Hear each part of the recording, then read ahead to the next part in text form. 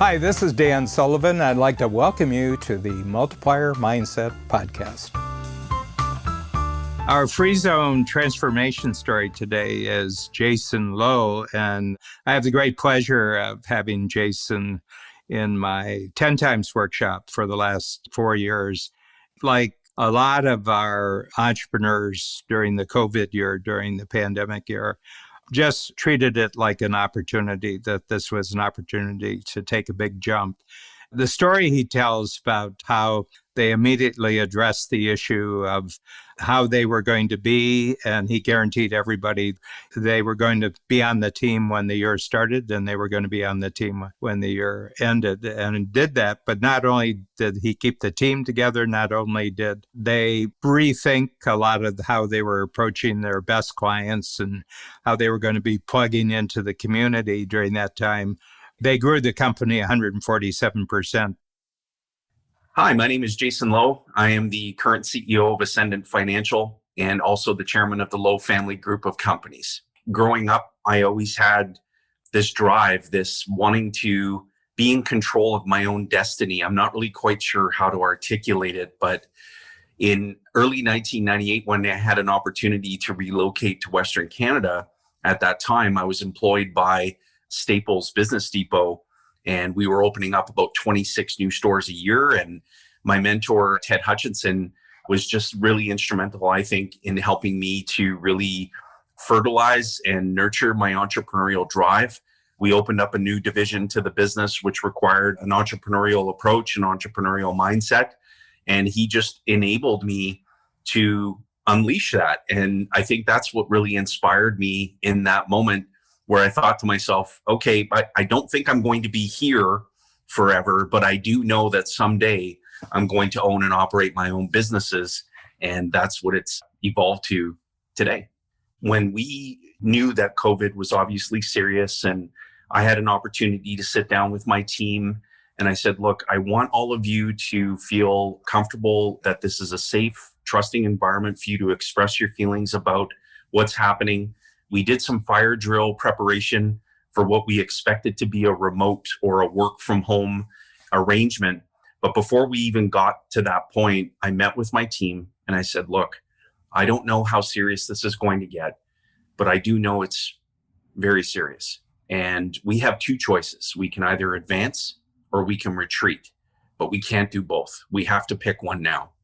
And our entire team overwhelmingly said, we choose to advance. And I said, well, here's my commitment to you. First and foremost, nobody's going to lose their jobs on my watch. I'll eat last. As the leader, I'll eat last. And our business in 2020 more than doubled as a result. And we're 147% over last year, year to date. And I give all the credit to my team because they made a commitment in that moment. And we could have easily just, fell into the corner and curled up into a fetal position and said, okay, we're going to be a victim of circumstance, or we're going to choose to advance. And we did. And I have to give all the credit to my team and our team leaders. They truly made it all happen. And I just stood alongside them and said, listen, if you fall down, I'll help you back up. And if you get hungry, we'll make sure that there's food on the table. And you don't have to worry about anything other than be safe, do the great work that we do, whether it's remote or in the office. And everything else will take care of itself because we're all playing the game to win for each other. So we have 26 people in this particular organization. I also run other businesses in the e-commerce space that have very capable, committed team members, all of whom were also asked the same question. Make a choice, advance or retreat. We can't do both. Pick one now.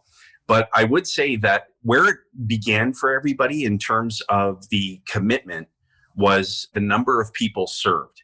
So we said, look, there are factors outside of our control. There are factors that are entirely within our control. And we can control how many people we serve. And we have a very strong marketing process. We have a great platform and we have capable, committed people. And so we said, look, why don't we set a target of the number of people that we want to serve? And naturally, revenue will be a byproduct of that. Profit will be a byproduct of that.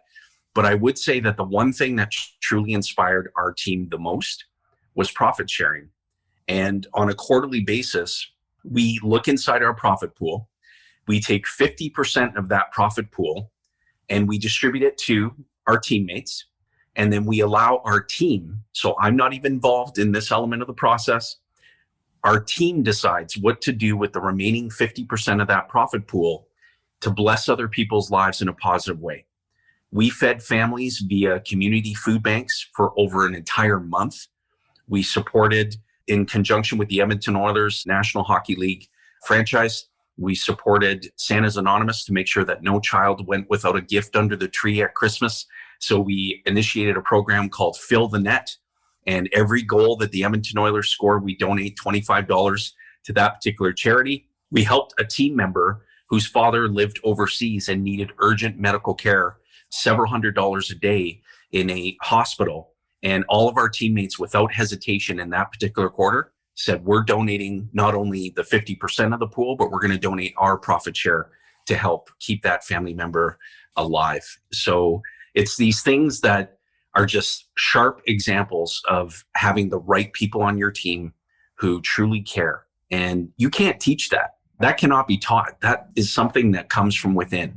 And so there were several pivoting moments, I guess, if you will, but there were several moments of gratitude and people just feeling incredibly grateful that they have a pool of money to work with in the organization to do these things in the communities where we operate.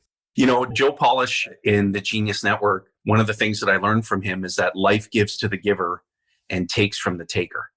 We embrace that wholeheartedly in our group. So by way of profit is a byproduct of the value that you're delivering to the marketplace. And so the more value we deliver, the greater the pool, the greater the abundance for everybody on our team and for those who are less fortunate, for those who need spiritual, medical care. I really can't describe it. It feels great. It feels great to give. And that inspires us to look ahead to our next quarterly sprint and say, okay, how many more people can we serve? And people get rallied around it. And it's a wonderful feeling. And we get to celebrate it every 90 days. As an entrepreneur, resist every urge to try and do it alone.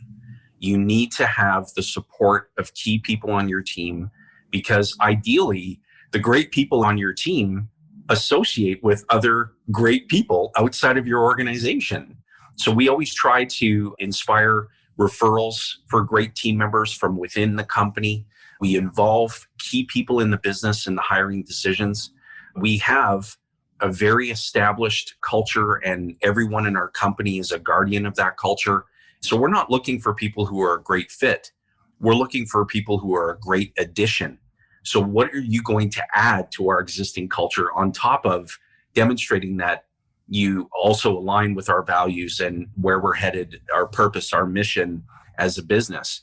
But I would say that many entrepreneurs that I interact with, they feel that they have to go about this alone. I'm the barometer of the best people decisions. And the other thing to resolve yourself to as an entrepreneur is that you'll never get 100% of the people decisions right. Dan Sullivan taught me something so fundamentally important.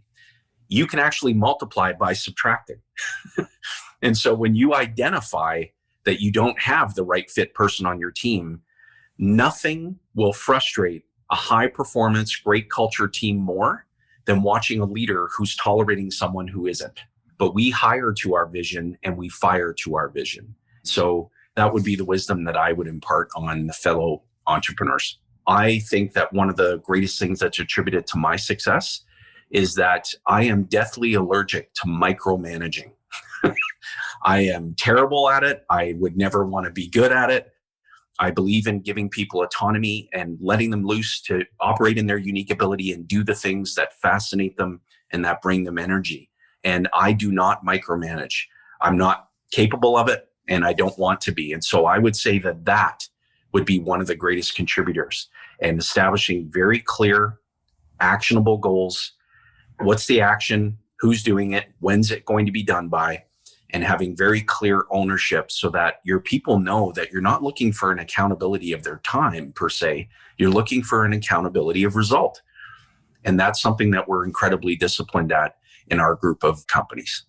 If I'm purposeful and I'm intentional in catching them doing things right, I always reinforce it with, I sleep better at night knowing that you own this, that you're in front of this, that you're taking this project through to completion.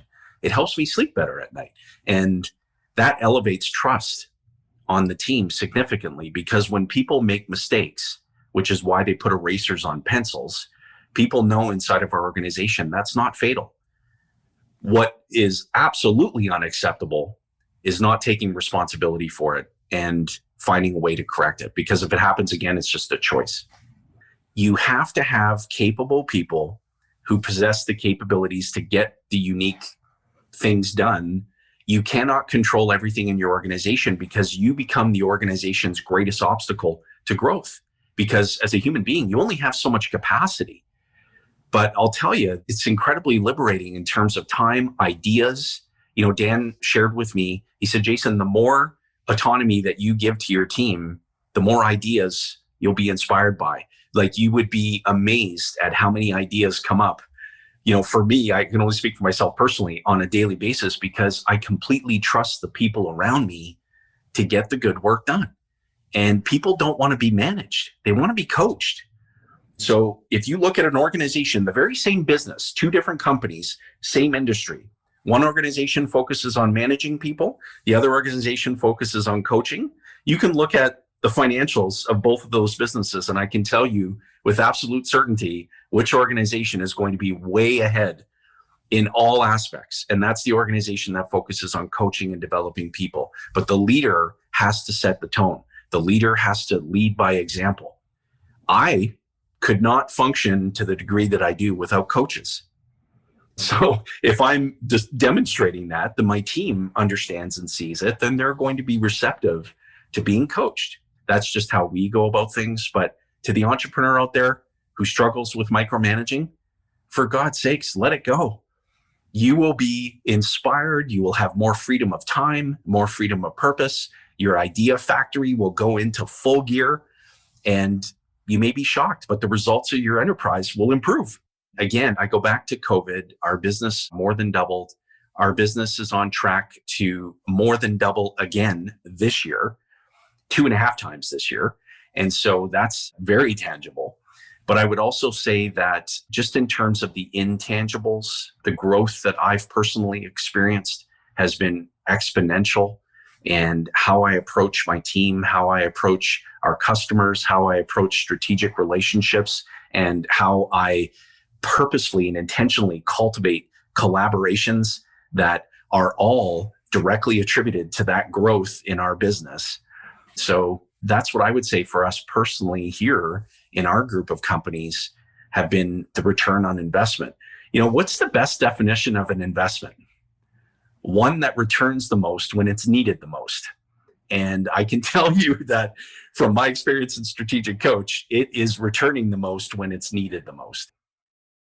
COVID came last March of 2020. I started telling people, I said, you know, this is a very unique time that we're going into. I said, we haven't had real historic events during our lifetime, but this is a historic event. And I just want to tell you something about historic events. How you show up during this period of time will be remembered for the rest of your life. Other people will remember how you showed up and performed. But more than important to that, you'll remember how you showed up. And if you don't show up well, you've failed a really big test. Jayson's someone who just showed up in the best possible way, and he got all of his team members to show up in the best possible way.